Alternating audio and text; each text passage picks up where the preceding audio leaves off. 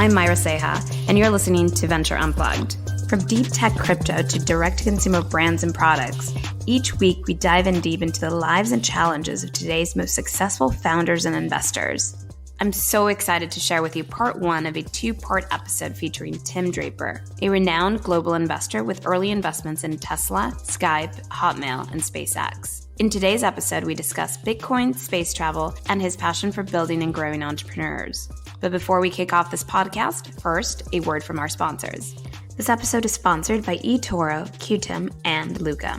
eToro is the smartest and largest crypto trading platform in the world with over $1 trillion in trading volume per year. U.S. customers can trade the most popular crypto assets with low and transparent fees. Best of all, you can connect with 11 million other eToro traders around the world to discuss trading, charts, and all things crypto. Create an account at eToro.com. Qtum is the first proof-of-stake smart contracts blockchain. It has been around for over 2 years and has over 4,000 nodes around the globe. If you're tired of paying high fees on other smart contract platforms, head over to qtum.org. That's QTUM.org and start building your own low-fee Solidity smart contract today. Luke is bridging the gap between the business and blockchain world by providing the leading institutional-grade back and middle office accounting software and data services to the crypto ecosystem. For more information, please go to luca.tech. That's LUKKA.tech. This podcast is co-presented by Blockworks Group and Republic. Blockworks Group is a blockchain events and media production company. For exclusive content and events that provide insight into the crypto and blockchain space, visit them at blockworksgroup.io. Republic is an investment platform that helps companies raise capital from retail investors. For more information, please go to republic.co. Hi, Tim. Thank you so much for coming on Venture Unplugged. Great. Fun to be here, Myra. I'm looking forward to it. I'm really thrilled to have you here. I think it's going to be an exciting show. One of the reasons that I've always really admired you is just because you're so prolific. You're even too prolific in the sense that every tech newsletter really quotes you, every Bitcoin conference has you on stage, and I'm excited to dive in a little bit deeper on this show with a few questions. Terrific. Yeah, I'm pretty much everything I do is for the good of the entrepreneur. There are heroes. They've done extraordinary things to make our lives so much better, and I like to honor them. I love that. And so maybe for our audience, we'll provide a little bit of background, and then we'll jump in right into the questions. So you have been a venture capitalist for a very long time. You have been the founder of DFJ, Draper's Associate, and Draper's University. You've also written a book, The Startup Hero, and most recently you've launched a TV show, Meet the Drapers, which I'd love to hear more about. Yeah, terrific. Yeah, Meet the Drapers is a new show where it's my dad, my daughter, and me, and we interview entrepreneurs and investors out there can invest. Or the viewers can invest, and we worked it out with Republic, who's your sponsor, who allows us the ability to do a big crowd fund, and so people can invest $100 in some entrepreneur they think is doing a great thing. So we're really having fun with that. The book is pretty much all the knowledge and wisdom I have piled into a couple of hundred pages, and Draper Associates is a fund that has helped me stay in the business, support entrepreneurs, do whatever I could to support entrepreneurs. And Draper University of Heroes is a school that's dedicated to encouraging people to become entrepreneurs. I'd like to start off by going a little bit backwards and going into a little bit of your childhood. What were you like as a child? I was adventurous. I remember my mom we'd go to a new location, and my mom would just say, "Why don't you go explore?" I mean, it was her way of getting me out of the house. But for me, it was sort of a good way to kind of look at the world. It's like when you come to a new location, go explore. And by exploring, I'd end up seeing nature. I'd end up meeting new people.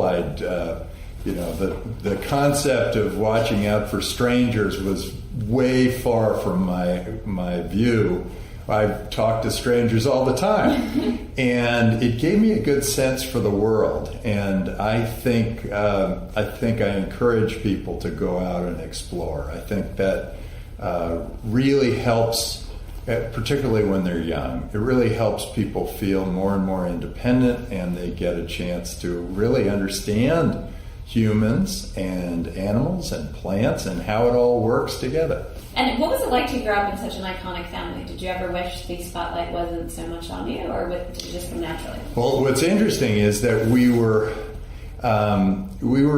really a great family under the radar. My grandfather was led the economic reconstruction of Germany and Japan after World War II. Wow.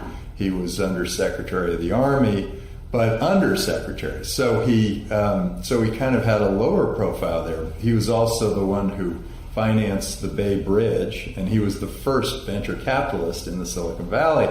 And my dad was a pioneer in venture capital, and he ran for Congress and lost to Shirley Temple Black. Oh, no, to Pete McCloskey and Shirley Temple Black. And that ended up working out very well for us because he became one of the great venture capitalists and a great pioneer. So really the highest profile is probably mine because the world has now recognized the value of venture capital. And I've been a pioneer also in venture capital, spreading it around the world, because I believe in entrepreneurship and venture capital. I think people work harder to make great things happen if they have a mission and motivation. And I think that entrepreneurship can do that for people. Having ownership really does drive that kind of thing. So the profile really I brought it on the family, so they can blame me. That's great. That's wonderful. And so one of your most known projects is Draper University. Let's start off there. You mentioned it at the beginning. Take us back to a year before founding it. Where were you at personally? What were you thinking? And you had already been such a successful investor. What made you take on this new challenge? Yeah, so I got this freedom. I built DFJ up, and it was a great firm, and I have great partners, and I'm really happy with the way that's all worked out. But at one point, it turned out it was better for me to go off and begin to operate on my own. DFJ became sort of institutional and a little bureaucratic or political or whatever, and I felt that venture capital was changing and I needed to go drive that change, but I didn't want to I wanted DFJ to be able to continue to operate the way it was. It was a little bit of the innovator's dilemma. And so I spun out and went solo. Wow. And started to make investments, and I've had enormous success since leaving DFJ. I funded Twitch, Cruise Automation, Robinhood, Carta, Coinbase, and have made many, many times on those investments. And I thought, I would like. I was talking to my family about this old hotel that I was about to buy, and I thought, well, what would we do with it? And my son suggested a school, and I thought, oh my gosh, that's exactly. I've always wanted to do that. I was on the State Board of Education at one point, and I always thought, I would like to lead by example and show people what a school can be. And I thought, well, I don't really know much about anything except entrepreneurship, so why don't I build a school around entrepreneurs? And Draper University of Heroes was born, and that was our biggest surprise, was that it worked. People liked it and enjoyed being there and enjoyed the curriculum we created. It's a very unique curriculum. And after now 8 years, we now have had about 1,200 students, and they've started about 400 companies. Wow. And they've ended up sending me deal flow of about 4,000 companies, and they have they've come from 77 different countries. So it's a very international, very global business, and it has been, in our minds, incredibly successful. Did you ever think it was going to get this big? No, I had no idea what kind of an impact we would have. I just thought, I've always wanted to start a school, and making it a boarding school, taking over a hotel, having things that are in our school that no other school has, like we send our students to survival training with Navy SEALs and Special Forces and Army Rangers, and we have a Tony Robbins acolyte who comes in and kind of rips their emotions apart and puts them all back together. So and then we have hackathon that leads to business planning, that leads to a 5-minute or 2-minute presentation to a panel of venture capitalists. And then the whole thing's team-based, so they have a lot of fun. They're in a team and they compete, and they have projects. So they have to go do some very unusual projects, and we make them do kind of things that are a little embarrassing. Mm-hmm. And we do that on purpose so that they get that an entrepreneur sometimes has to stand out there alone, be a little embarrassed, and make good things happen. So school's been amazing. It's so fun. I kind of want to sign up now. Absolutely. Let's talk a little bit about Bitcoin. So I saw one of your recent tweets where you mentioned, would you switch airlines in order to get rewarded in Bitcoin rather than airline miles? Yeah. Are you that bullish about Bitcoin? Tell me. I think people never spend their airline miles. They make it very difficult to spend the airline miles. But Bitcoin, sure, I would much rather have Bitcoin. I also think that the airlines might benefit from using Bitcoin because they can keep it all in people's wallets. Yeah. And they can drop it in. They keep much better accounting. And I suspect that the accounting bills for United airline miles are very high relative to what value is created by those airline miles. Of course, it is great marketing value for United. But this is actually, it's even better. Bitcoin's even better for like the entertainment world, because when they create a movie, they might have, like a Star Wars movie has 15,000 people, and they have to send each of those 15,000 people a check every quarter. And that check might be for 3 cents or $4.22. It costs them about $7 per check to send them out.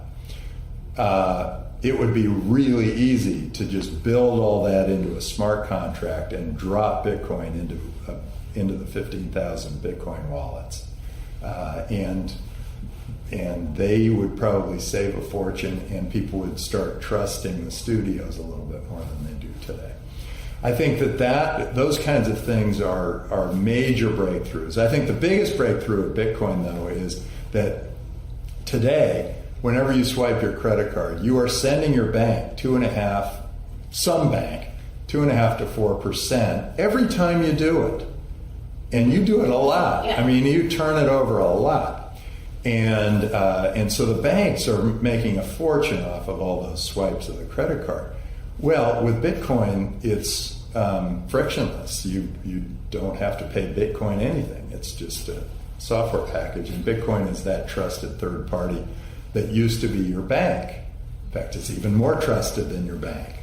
And so people will save 2.5% to 4% every time they buy something as we move toward a Bitcoin economy. And that's just the beginning. I mean, of course, moving money across border. I think it's interesting that if you were stuck in Syria or Sudan and suddenly you had to become a refugee, you might have had a lot of money that was Syrian money, but when you've become a Greek refugee, you don't have any Greek money, and they don't take your Syrian money in Greece. But if you had Bitcoin, you could just pick up, start over, and pull down your Bitcoin and start your life fresh. So you don't have to be a refugee with no money. You can be, a new citizen of a new country and start fresh. Bitcoin is opening our globe, and the geographic borders are falling, and I think we are all so much better off as a result. And I think we can, we're going to see the world embrace it and the consumers embrace it, but we're also going to see people who are threatened by it, because as geographic borders fall, the people who rely on geographic borders are going to feel a little bit threatened, or some of them. And some are going to say this is a great opportunity to attract businesses and citizens and money and whatever. I know that Malta and Gibraltar and Switzerland and many in Japan have done a great job of attracting entrepreneurs and businesses and money by saying Bitcoin's a national currency, we are a Bitcoin economy, we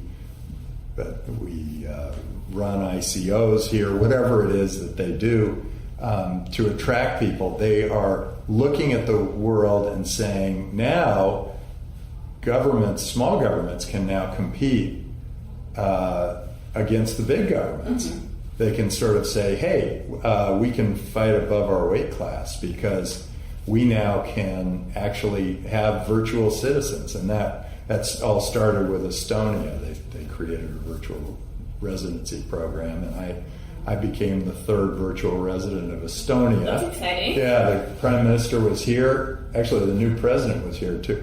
But the prime minister was here, and he said, we instituted digital signatures, and it saved 2% of our GDP. Mm-hmm. And then we did digital voting, and all the young people started to vote.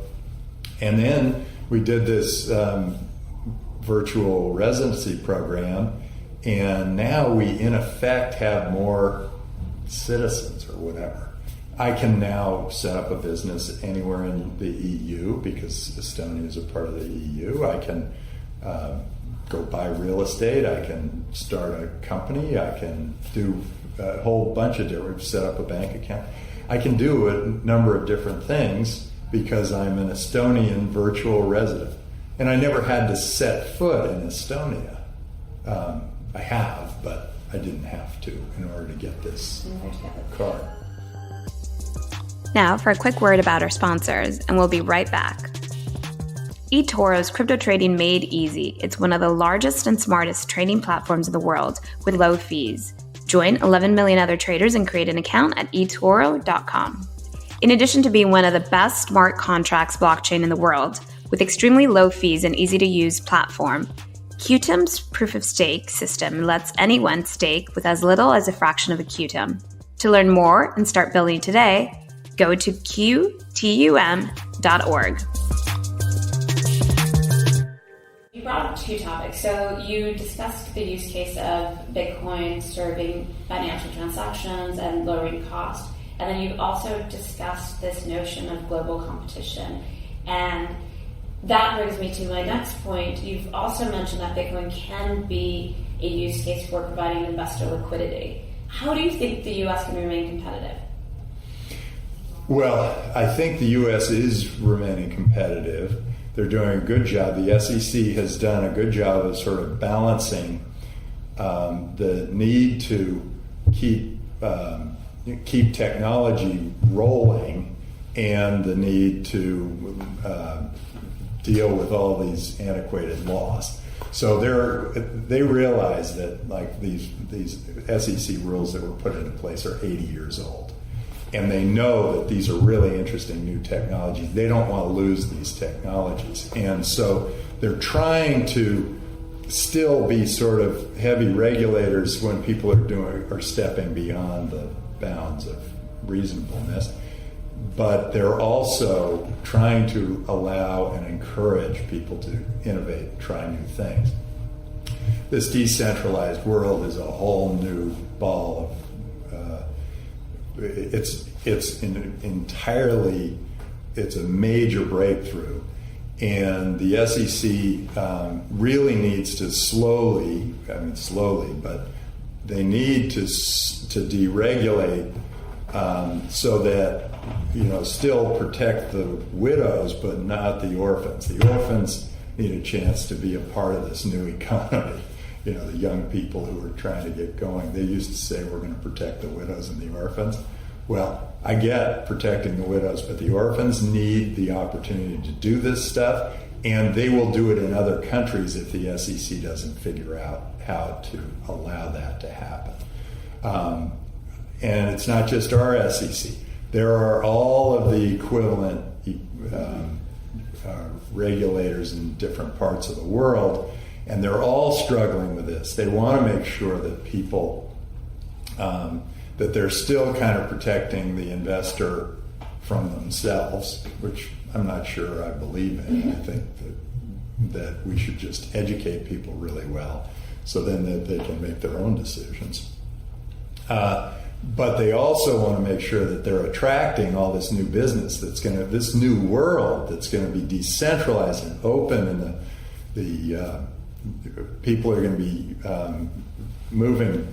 Bitcoin can move much faster through the economy than any other currency can, and the more liquidity in an economy, the wealthier the economy. So the world economy is going to grow because of Bitcoin and all of these cryptocurrencies. It's going to actually make a wealthier society. So things will happen faster. You'll get your Uber faster. You get your food faster. You'll get your clothes faster. You'll get your accessories faster. Whatever it is, it will all happen faster because now we'll have cryptocurrency, and it will move the money faster. So I know you're very excited about Bitcoin and very bullish about it. Are there any other currencies that you're excited about? Yeah. I'm very excited about Tezos because it's creating a community of Tezos owners that are all deciding on what happens with that currency, and I think that could really be a big winner. It's proof of stake versus proof of work, and requires less energy than Bitcoin or Ethereum or some of the others. So that's pretty exciting. I also like a lot of these marketing uses. Credo uses it for in your email. They value your time, and so they make it so that if somebody wants to reach you with a product offering or whatever, they have to pay in Credo. And that's kind of an interesting thing. And so it's a way of protecting you from having too much email. But if you get the email, at least you're getting paid some currency. Another group, Data Wallet, is allowing people to control their own data. And this is a big hot button now in Washington with Facebook. But what they're doing is saying you own your data. They're turning it all upside down. They're saying you own your data, and you can then give it to the drug companies or the hospitals or the government or to whoever, and you pay more for it. So let's switch gears a little bit and talk about Meet the Drapers. Okay. How's that experience been like for you?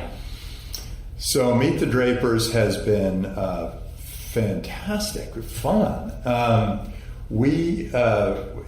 Our distribution channel has so far been Sony Network, and now we're potentially working with the Times Network. So most of our distribution is Indian and Indian diaspora, which is great because there are certainly a lot of Indian entrepreneurs out there, but we really are hoping that we get picked up to do it somewhere else. We've had some amazing shows. there's one, we always have these great guest judges, and one of the guest judges was a woman, first Iranian in space. She paid $11 million to go, or $30 million to go into space for 11 days. And we asked her, well, what was the strangest thing you learned while you were up in space? And she said, well, it's washing your hair. You have to find a bubble of water that's big enough, and then you kind of have to work your head and move your hair into the bubble of water to get your hair washed. And so I'm sure there were all sorts of other things she learned, but that was one of them, and I think it made for a great episode. And the entrepreneurs we've had everything from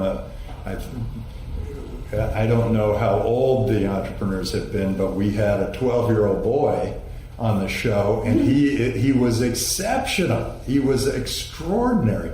And not just in that he could do a memorized pitch. I was asking very tough questions, and he was right on it. So those are some of our highlights. I like the show. I think it's actually, well, they do too. They think it's a hit. So they keep coming back. We're on our third season and hoping for great things. And it turns out more and more money is being raised by these entrepreneurs. I think 4 or 5 of them hit the limit, which is $1 million last time. And we're also able to raise more on top of it, but I think they hit the limit of $1 million from our crowdfunding show. So that's pretty exciting. That's so exciting. Yeah. Quick sidebar question. Would you go to space? Oh, yeah. Actually, it's on my list of things to do. I have a list of 101 things I want to do before I die. I'm through about 70 of them. Okay. And my goal is when I'm 83 years old to walk on the moon. Maybe I can get to Mars. I don't know. But I'm not sure about the idea of 6 months in a can. I mean, I think I'm probably okay with 3 days, but I don't know about 6 months. I agree with you. Yeah. It would be a little bit more challenging. Yeah. And the ride back would also be less scenic. Ride back, another 6. Another 6 months. Yeah. It just seems or maybe there's no ride back. Who knows? Which would be like great. Well, but if they terraform Mars or they figure out how to grow things there, it wouldn't be, and you could kind of live and everything would be fine. That'd be a pretty interesting way to work through your final years. Do you think that's achievable in your lifetime? Sure. I think anything's possible. And it's funny that the optimists are the ones who really accomplish everything, and the pessimists always find the problems. Both are needed in the world, but the ones who get something done, like getting us all to Mars, are the people like Elon Musk, and he is a major optimist. And so with that, my next question was going to be about your book. So you have all these pearls of wisdom that you condensed in this book. What was the inspiration behind writing the book? Well, I had taught a class at Draper University. By the way, nobody at Draper University speaks for more than an hour, so the students don't get bored. But I had a class that I taught, and I kept saying sort of the same things over and over, and I kept telling the same stories, and I thought, oh, well, maybe I should just write these down, because then it can spread to a lot more people, not just people who are able to come to Draper University, but to everybody. And I wrote a book, and the way I did it was very simple. I travel a lot, because we have a big network of venture capitalists, and I check in on them periodically, and so I end up going to lots of different places, speak, and I go talk to the world leaders and all that stuff. I get to meet lots of entrepreneurs wherever I go, and I think that it all those airplane flights made it so that I could basically write a book on my iPhone in the airplanes. I love that. Yeah. So, you're on a plane for 13 hours or 17 hours or 4 hours or whatever. You pull out your iPhone, you start writing, and you get into the zone and you go, okay, what was that story? How do I remember it? and you lay it all out. And then I edit it on my computer when I get back. But it ended up net taking me very little time over the course of about a year. Do you ever sleep? It's very funny because I didn't really sleep last night much. You were nervous about this interview? Oh, absolutely. Were you able to sleep last night? No. Weren't you excited about this interview? I was like, when is it? No, I usually am fine with as long as I get one REM, which is 3 hours, but most of the time I get 2 REMs, which would be 6 hours. That's like a winning day. Wow, that's amazing. Yeah, but I have no reason to go too far more than that because you got to go live your life. Because you're excited to live your day. I do agree with you that there are those nights that you just sleepless, but you're so much more energized. And I think if you have things to do in the morning that you're excited for and goals, right, that it just seems a little bit unnecessary. Yeah. By the way, those times when you've got all this energy and you can make sure you do get up and write down all the things that you're thinking about in those energetic moments, because half the time there are just weird scribbles, and the other half the time they're really brilliant and something you really have to do. I will definitely make So notes. always have a notebook by your bed and a pen. Is that one of your best ideas? Or just have have an iPhone or something. And just have something by your bed where you can quickly write down the idea. And then you can wake up the next morning and decide whether this is brilliant or really ridiculous. That's great. Yeah. I love that. And a lot of people are put off by the other stuff I put in my book. I wrote a few poems at the end of each chapter. I made each chapter based on on one of the concepts of the pledge. So each chapter is about a pledge, except that the last third of the book is all advice to somebody who wants to be an entrepreneur. So I thought that's kind of what people want from me, is the advice on how to be an entrepreneur. But I wanted to tell them the stories first and get them to go through the pledge and understand the pledge before they became entrepreneurs. So I wrote it that way. I didn't want to give the advice until I had trained them to become good entrepreneurs. And then the advice, I have a whole bunch of interesting ideas in there for what businesses to start. And I have even said that I would back people who took those ideas and did something really interesting with them. I plan to back at least one of them, so we'll see how that goes. Luke is bridging the gap between the business and blockchain world by providing the leading institutional-grade back and middle office accounting software and data services to the crypto ecosystem. For more information, please go to luca.tech. That's LUKKA.tech. If you like today's show, you don't want to miss part 2 of the Tim Draper interview, where we discuss startup superheroes, Elizabeth Holmes, and spirituality. Tune in on Thursday for the full story. New episodes go live every Tuesday and Thursday at 7 a.m. Eastern Time. If you want to continue the conversation, you can find me on Twitter at MyraSeha007, and I'll see you next time.